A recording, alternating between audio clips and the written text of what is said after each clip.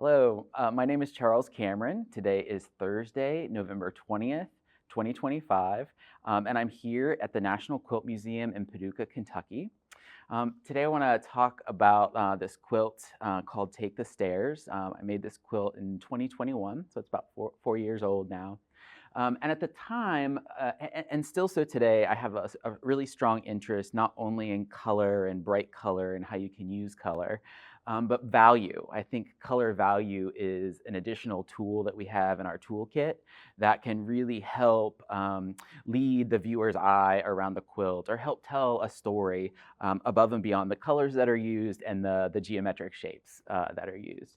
So as I was exploring this idea of stairs, I think what you can see here is not only are the stairs different geometric shapes, a small square getting bigger, bigger, bigger, but I also try to use color value with each of the three colors, again, to try to draw the smaller blocks back into the background and have the bigger blocks kind of come toward the viewer. So that was my attempt at trying to help influence this idea of stairs. Similarly, I was really happy to kind of explore negative space with this particular quilt. So I went through a couple different iterations of how do I want these stairs to flow? And when I finally came about this one, I just really liked kind of the curvature and the movement that I got with just a bunch of squares. So there are a couple like hidden tricks in this quilt that I like to share with people. And once you see it, you can't unsee it.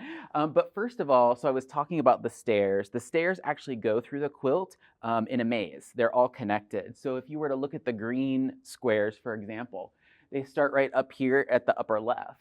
And they start to go down the stairs and up the stairs, down and back up. And you can continue to follow the green all the way through the maze of the quilt. And then, of course, the blue and the orange follow on either side until they exit at the bottom right. So that was kind of a fun element to incorporate. The next element, I gave my quilter, Carrie Hauser, a bit of a challenge. I asked her to start the quilting horizontally and to also follow the maze of the quilt. So they turn every time the maze turns, which was also kind of a bit of a challenge. One final note on the quilting here, the quilting lines are precisely 3/8 of an inch apart.